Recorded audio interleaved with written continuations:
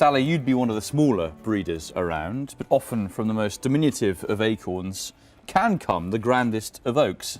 And that is exactly what's happened in the case of Constitution Hill, who of course came from humble beginnings here at Bradford House. Yes, absolutely, yes. Small breeder I am, and I've had 4 broodmares maximum.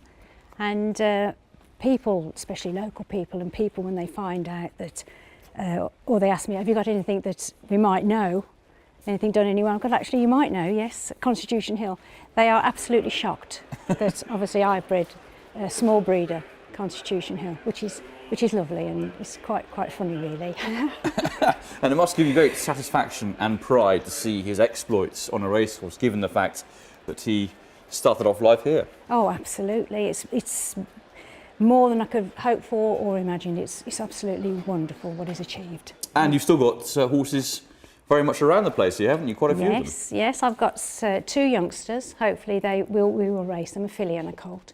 And I have got some ex-race horses here, and an older broodmare.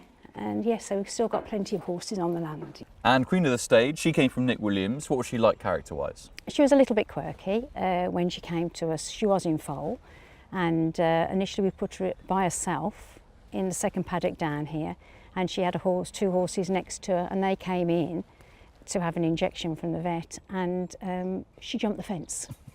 So yeah, so in the early stages we did have to keep an eye on her because she was a bit quirky, and as she had more foals, she did become a bit calmer.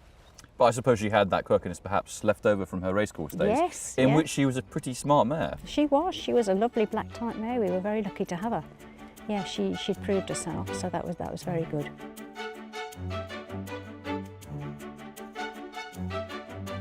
How did you originally get into racing? Because it happened quite late on in your life, didn't it?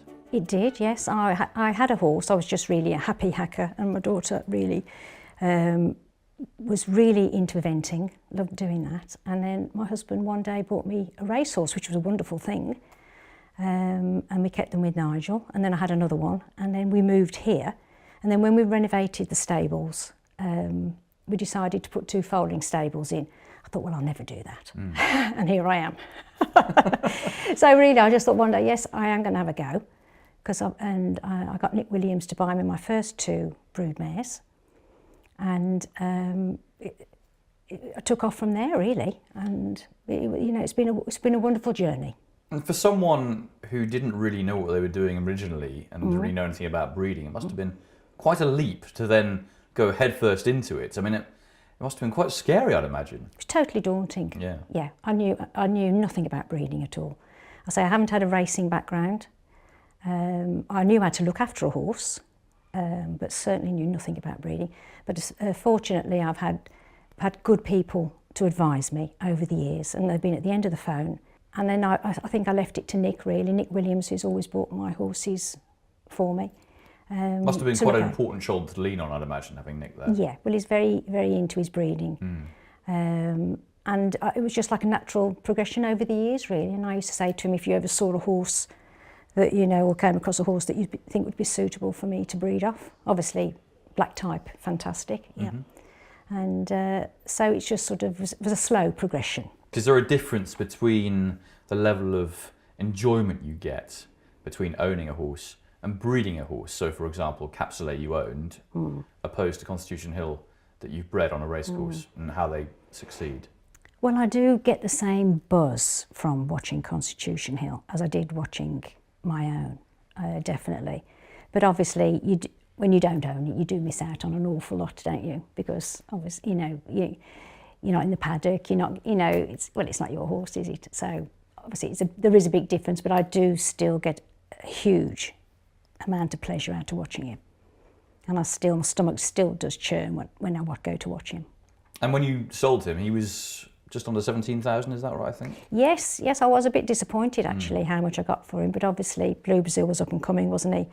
And I actually did think at the time, if I'm only going to get that sort of figure for Queen of the Stage's foals, will it be worth me breeding any more? Because as we all know, it costs such a lot of money really to keep them and what have you. And but then I put her to, she went to Fleming's Firth after, and then that sort of did push the price up. So then I was getting more money for my foals in. And Queen of the Stage, eventually you sold her as well, but I did. obviously after what has happened with Constitution Hill, so her Yeah. price was boosted Yeah. a little bit, Yeah. wasn't it?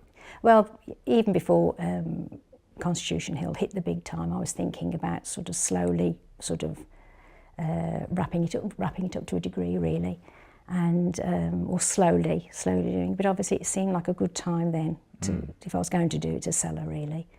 So yes, it was a hard decision to make, but I've done it. And his first Cheltenham Festival victory, of course, came in the Supreme Novices Hurdle. Yeah. Were you there to witness that? Yes, yes. Absolutely, jumping around out of my seat. I had all faith in him. Yeah, no, it was wonderful. Yeah, no, it was a great privilege to be there and to watch him. Heading towards 2 out, John Bond, the white cap, black cap for Constitution Hill, who saunters alongside. The penultimate flight, Constitution Hill and John Bond, inseparable. Constitution Hill sweeps majestically into the lead, rounding the final corner. He opens up by 4, 5, 6 lengths. John Bond is chasing his stablemate, but he's surely chasing in vain. Constitution Hill down towards the last in the Supreme. And he's over safely, and he's over clear, and it's a yawning gap back to John Bond and Kilcrut. Constitution Hill, a class apart, wins the Supreme.